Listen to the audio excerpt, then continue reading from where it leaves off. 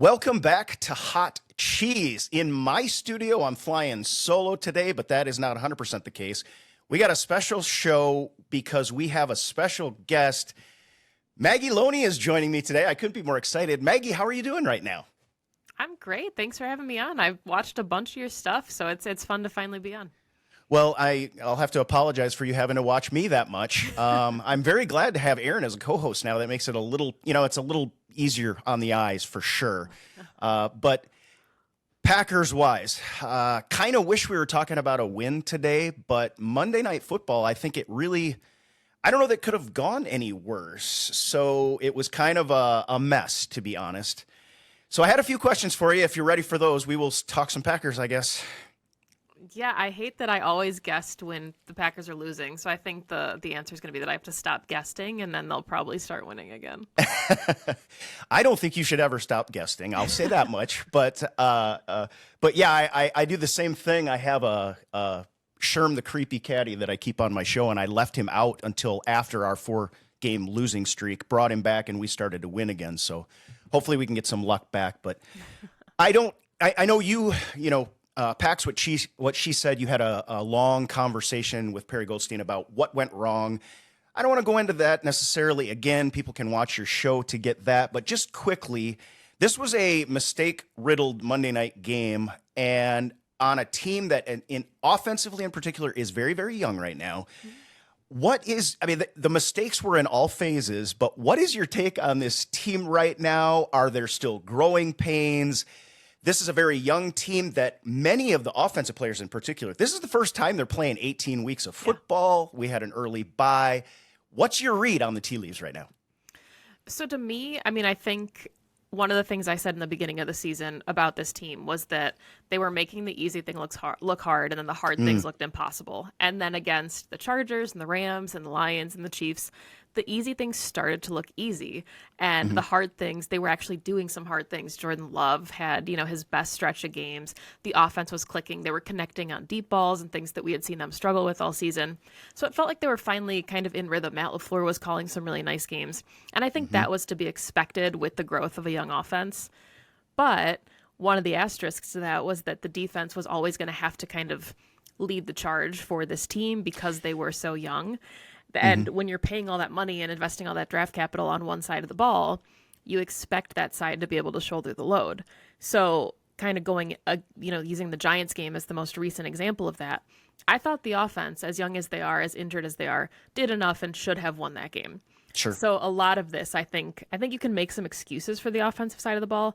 I have a hard time making those same excuses for the defense, even though they are missing some significant players. Right, injury's been a problem since before this year began. But I'm right there with you, and I think we talked before we started recording the show.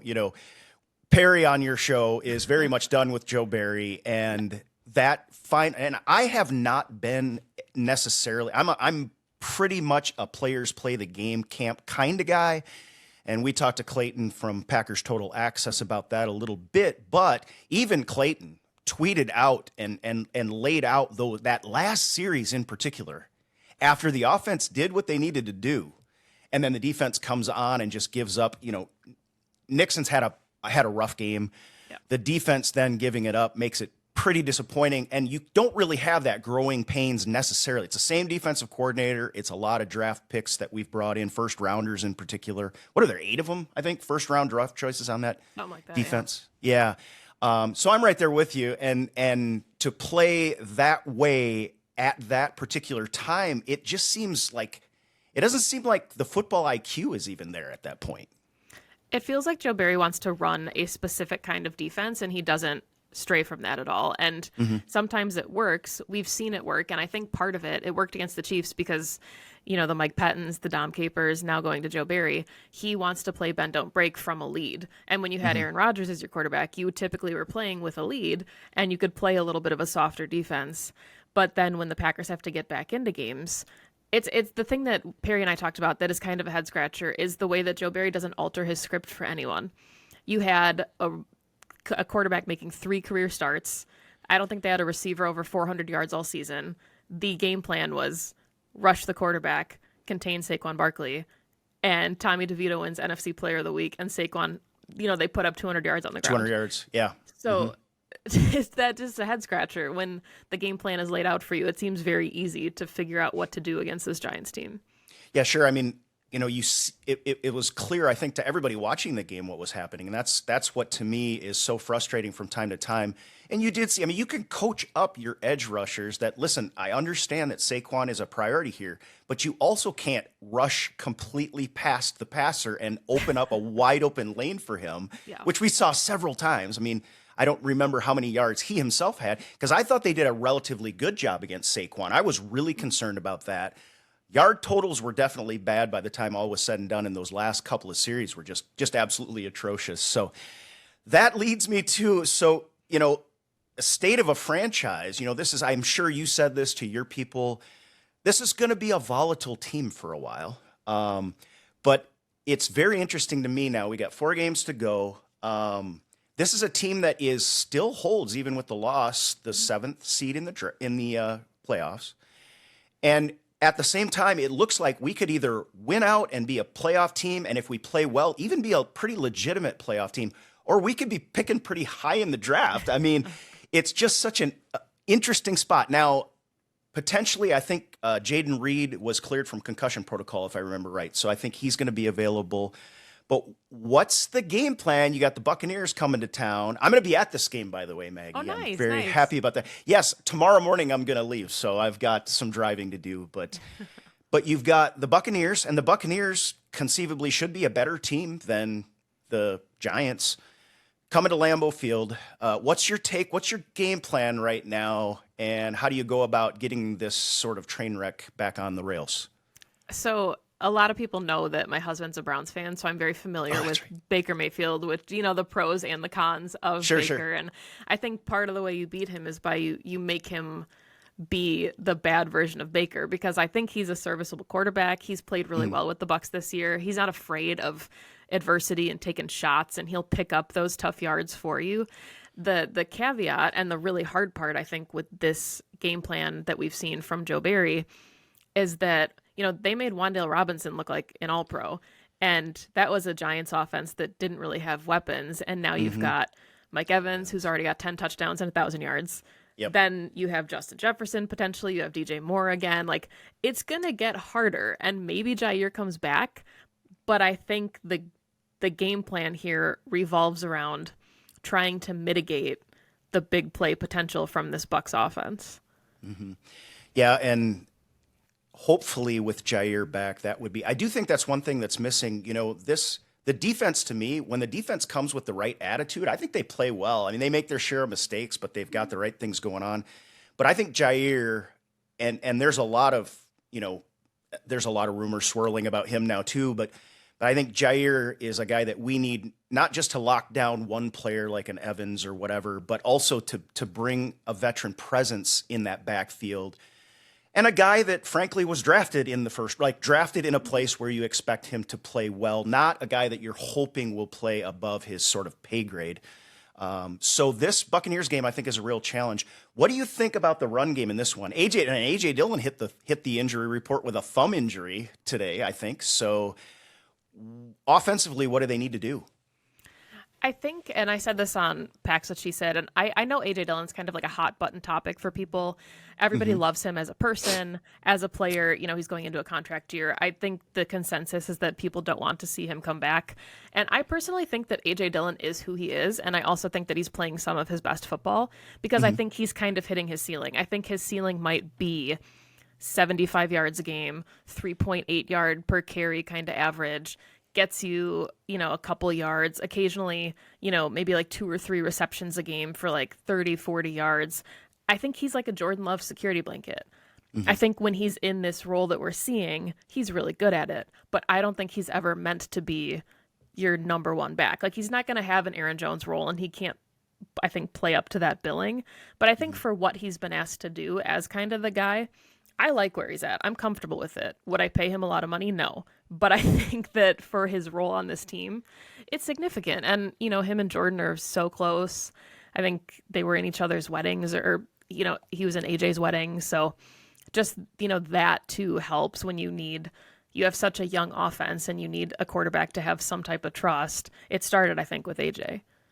Yeah, it's been kind of I don't know about you, but it's been a surprising year for me in terms of, obviously, Aaron Jones has been injured, but it's been a surprising year to me not being able to run the ball. And I gotta give Love a lot of credit for doing what he's been able to do. It certainly hasn't been perfect. He's had his share of bad games, but when he's had good games, and I think it was the last time Aaron Jones had to leave a game due to injury, I tweeted out, I was like, the soul of this offense is going to have to be Jordan Love at this point going forward. Mm-hmm.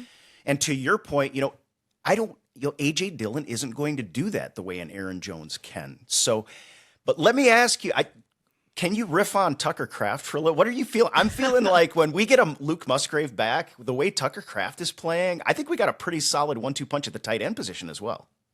Yeah, I know that combination coming out of the draft was something that fans were really excited about. And, the joke about the third round curse for the Packers, and, they've kind of whiffed on some third rounders in the past, but it really seems like Tucker Kraft has the potential to be that guy. And, he's been asked to do a lot of things that, we had kind of seen Luke Musgrave doing early, especially now with Josiah DeGuara being injured, but he can rumble, and the Packers haven't had a seam-stretching tight end in a really long time. I know they thought Robert Tonyan could be the guy for a while, but that didn't really, pan out. And to have two big-bodied receiving weapons for Jordan Love as security blankets, it's exciting, and it's really unfortunate, the toughness of Luke Musgrave to play through a lacerated kidney, but whether his season's over or not, it's going to be fun now to see them both on the field because we've only really gotten glimpses of one of them at a time contributing. Yeah, it seemed like there was a very a focused approach to, let's get Musgrave ready to go. Let's get Musgrave on the field. And then lo and behold, you lose him. And got to give credit to Tucker Kraft for just taking advantage of that opportunity. And it's like you say, he looks like a really solid player out there with a little bit of edge, a little bit of attitude, which was a little bit of a surprise to me. And in one of these Shanahan systems, gosh, we've seen what teams can do if they hit on one of these tight ends, and if the Packers hit on two, that could be pretty big. So, what I'm reading from you though is you're not quite ready to say that the third round problem is completely gone yet. What is Kraft going to have to do to convince you? I mean, I think just the contributions that he's making, I want to see more of Sean Ryan. I know that, he's in that same category. I really liked, the glimpses of him we've seen at right guard, coming in against Aaron Donald against the Rams and being on the field for that touchdown. Like, that's a real welcome to the NFL moment when it's Aaron Donald lined up across from you. So I think that, Tucker Kraft's on the right trajectory. And I think assuming he keeps doing what he's doing, this draft class all around looks really solid. I mean, you've got Carrington Valentine, who I had said early in the season was kind of my pick for like a role player that has the potential to play a bigger role than you're thinking. And then, of course, the Packers trade Rasul Douglas and Jair gets hurt. And you're like, okay, we didn't expect him to start. We thought he'd be a role player. But he's looked good. Carl Brooks, I thought, has been a really nice addition. Really kind of the quietest addition has been Colby Wooden. And I think that's what you'd expect from a fourth-round rookie anyway at, the D-line. So just really nice group all around that I'm really excited about. It's early. I know they say you can't assess draft classes for 2 or 3 years after the fact, but early returns at least seem promising. Yeah, and it's good to see that, especially since, for the first time in a while, we've started to spend some offensive draft capital a little higher on the board than we tend to do.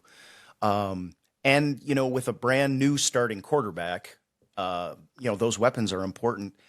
Personally, and I do think the one consistent thing about this offense in particular is that it's inconsistent. I mean, that's about, I know that's cliche, but, and we talk about the growing pains, but I've got to feel pretty excited about where I think the ceiling is right now. And I think that's what we're kind of touching on. One thing in particular, and I'll just kind of give my critique of Jordan Love in this past game. I thought his footwork really took a step back.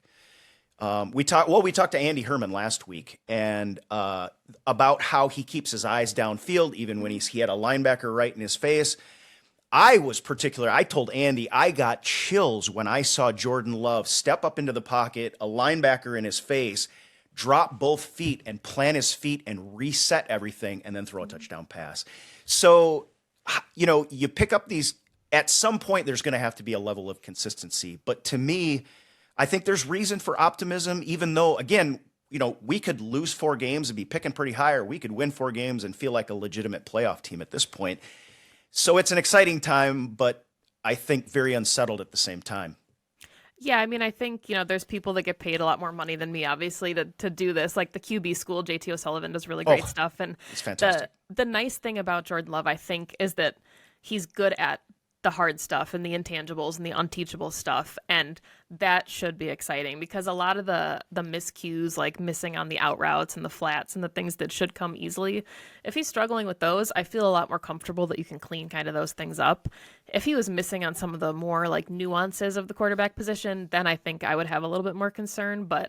And I mean, not to excuse his performance, because I thought he looked really off in the first half, and I thought he kind of turned it around in the second half of Monday, but everybody's posting the All-22 now of how windy it was. I don't think I noticed that on the broadcast. Me and then either. after the fact, watching clips, I was like, oh, wow, okay. Like the Anders Carlson kick, I don't feel as bad now about, because at first it felt like a bad miss, and then I'm like, oh, okay, the wind was pretty swirly down there, so. Yeah, definitely. I had no idea that it was that windy. Obviously, you can't use it for excuses, but when you kick the ball, you saw the one. I mean, you probably saw the Jordan Love pass that just got whipped inside. I mean, it just got thrown. I mean, so these are things, and I feel like I heard, Aaron Rodgers had studied like fluid dynamics and stuff to try and figure out how to get, and Jordan Love certainly isn't going to have that in his back pocket just yet. But I do think, good things coming there. In terms of the offensive line, for me, I talked about how I think when the defense has the right attitude, I don't even know how to put my finger on that necessarily, but I feel like when the defense has the right attitude, they play well. I feel like offensively, when the offensive line plays well, Jordan Love plays well, whoever the running back is does well enough. And, you had credited this year's draft class. Brian Gutekunst, like for 3 years in a row, was drafting 3 offensive linemen at a time. Yeah. What's your read on this line? It's had a lot of shakeup, a lot of young players. You mentioned Ryan. What's your read on the line and how they affect the way Jordan Love plays? My criticism of the line in particular, I think is, and I guess you could say as the Packers, as a whole, is they're always really adverse to change until it almost seems like it's too late. And the example I gave on Packs What She Said was giving Amari Rodgers punt return and kick return duties until midway through the season, and then you have an all-pro in Keyshawn Nixon that never saw the field. So with the line, I guess I'm okay with them starting to rotate guys in, but at the same time, I'm wondering why that wasn't happening earlier. And, I think that's kind of the question, is if you really are adamant and preaching that you will always get your best 5 out there, I'm not convinced that the best 5 were truly out there in the first 3-4 weeks of the season. So I'm okay with where things stand right now, but I think it gets a lot more interesting. I'm not sure if the Packers will want to bring back John Runyon Jr. It sounds like David Bakhtiari wants to come back and be a Packer. Hopefully the Packers agree, because he played really well his first game, and hopefully his knee is all cleaned up now. But I think the line's going to look a lot different, honestly, next season.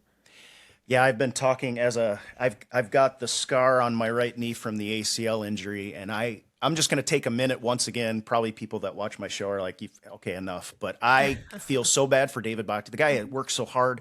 Exactly what you said. When he goes out and plays, he's David Bakhtiari. He's David freaking Bakhtiari. And so I'm right there with you. Hopefully he can get that cleaned up. And I don't think people kind of understand how an ACL can just flare up on you and feel bad on any given day. So hopefully he can get that figured out. Jordan Love, you can talk about having a great run game, helps out a young quarterback, but I tell you what, having David Bakhtiari as the left tackle sure does help out a young quarterback.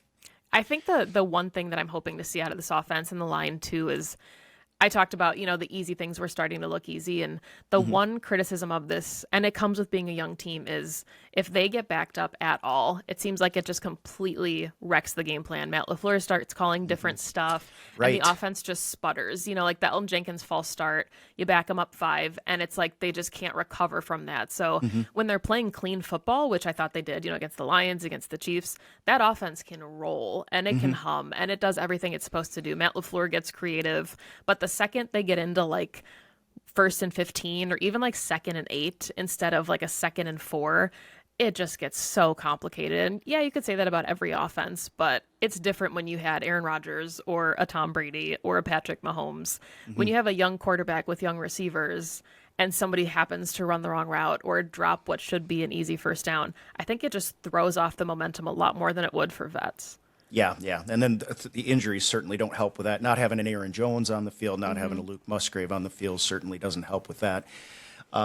Couple random questions, and then we'll get into predictions for our keys to the game for the Bucs game. Number one, what's your take on Jordan Love and the long ball right now? I had to throw that one at you.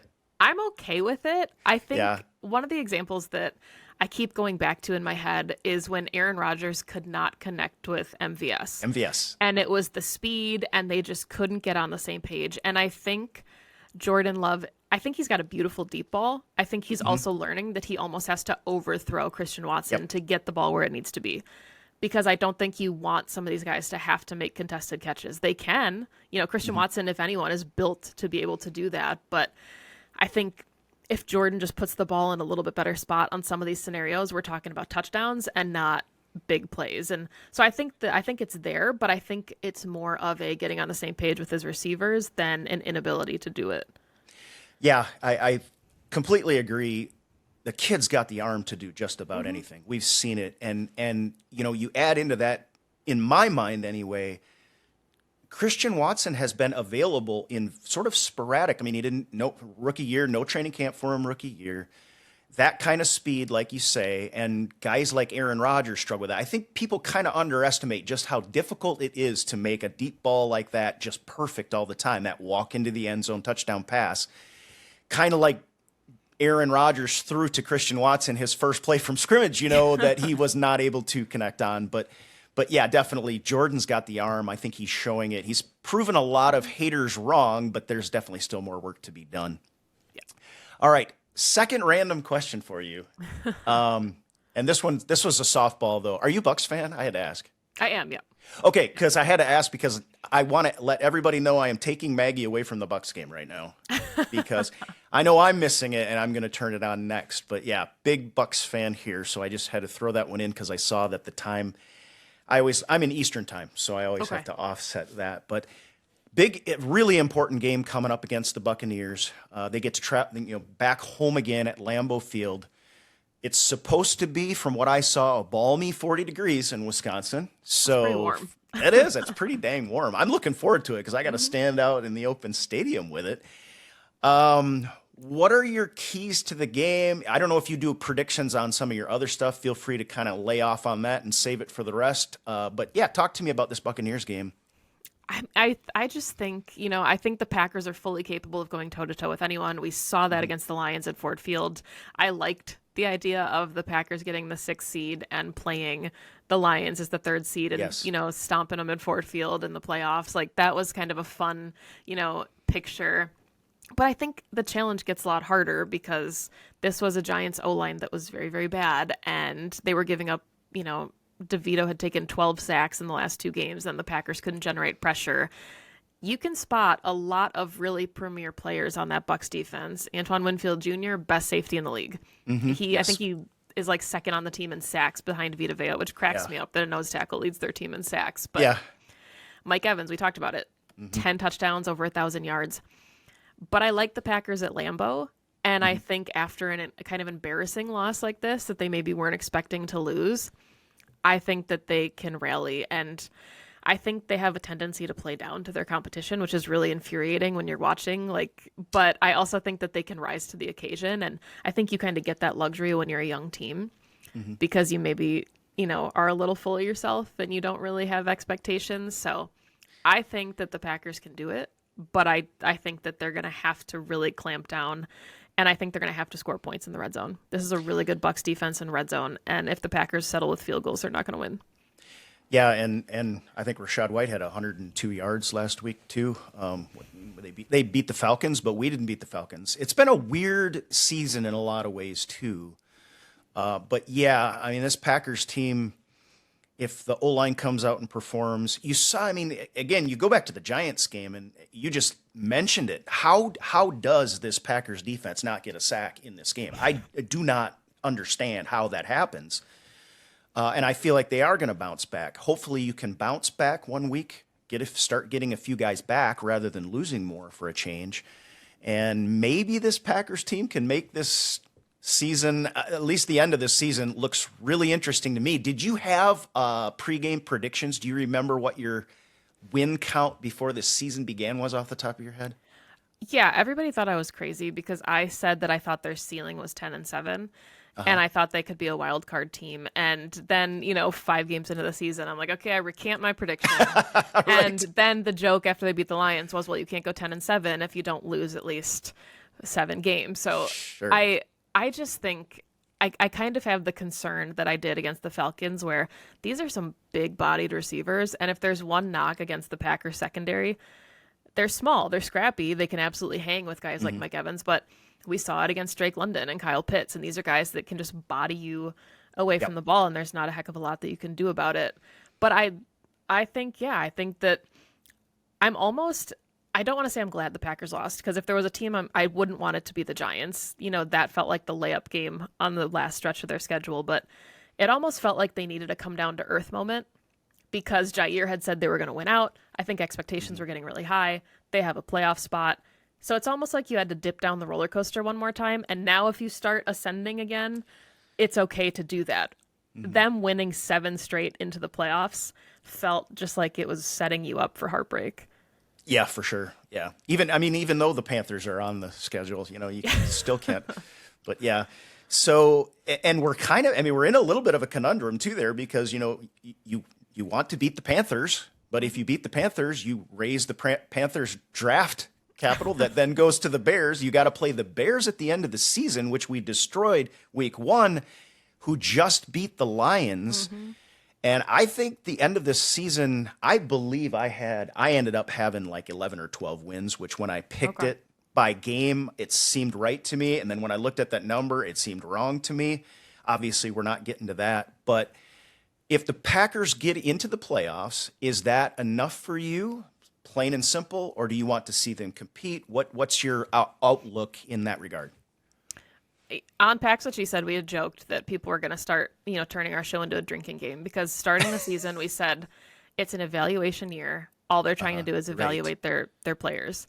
And it was ad nauseum. We said, well, it's an evaluation year, like 10 times an episode. But that truly was. If you found out what you had in Jordan Love, the rest was gravy.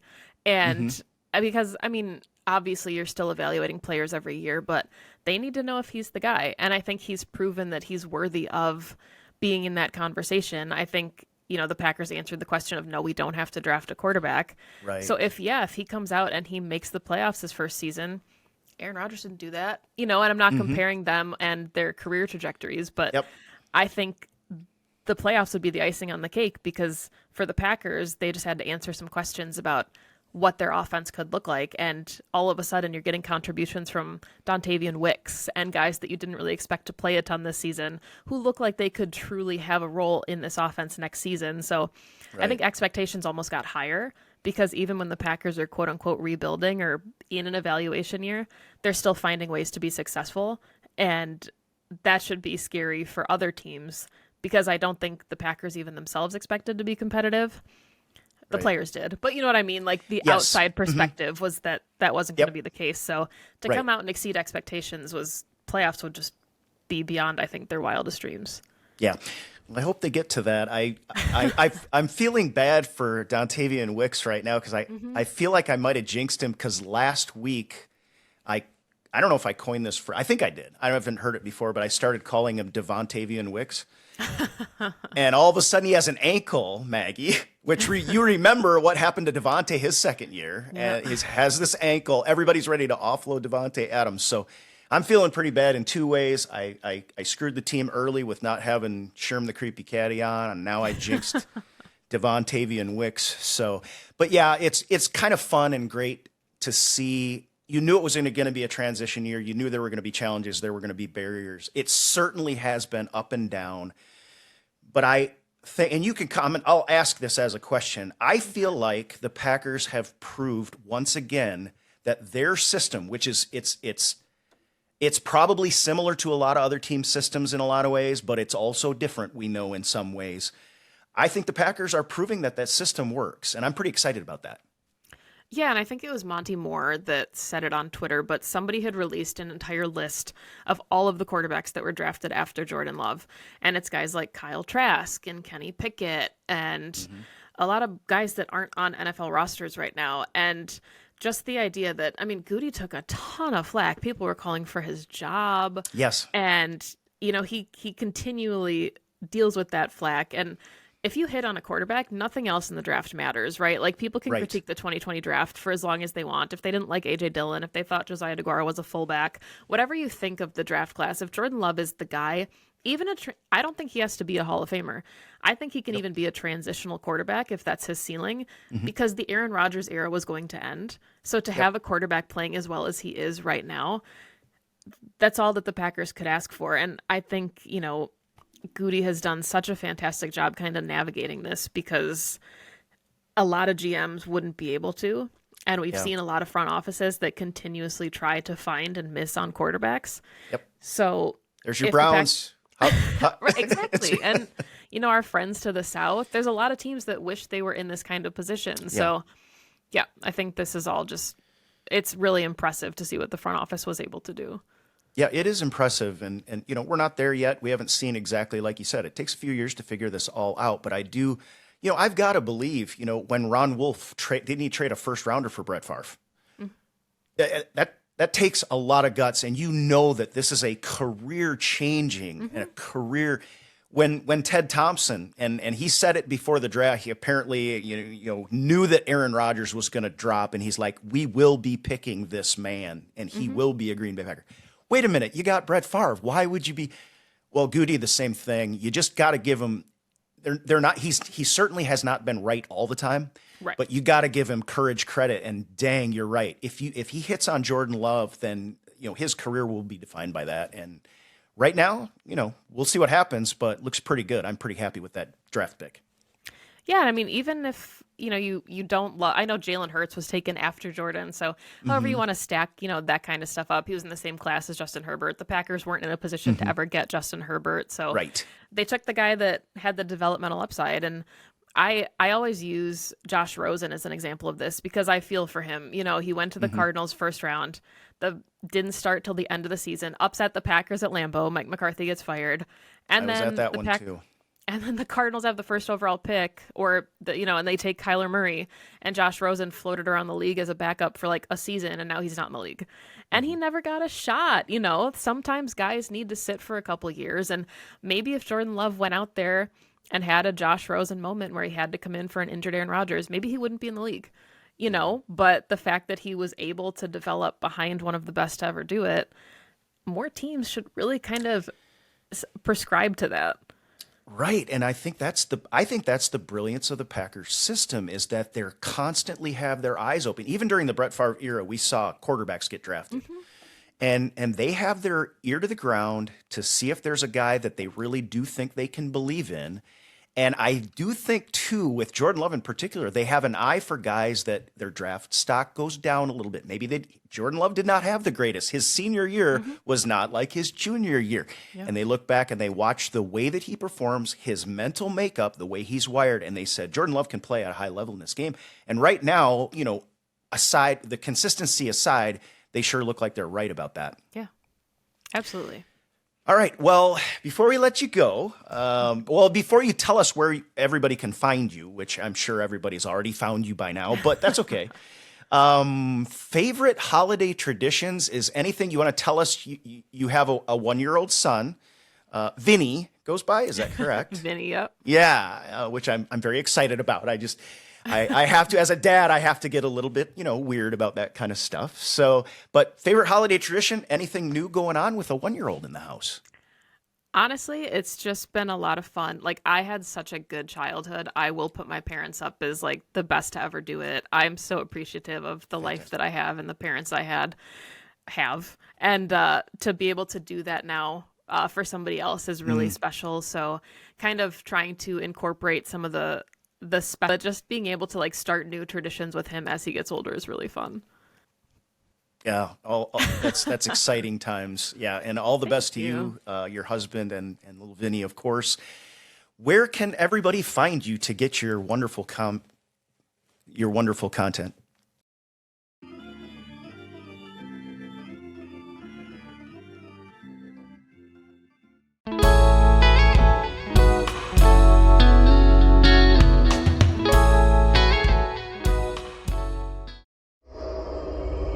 Packer Nation worldwide.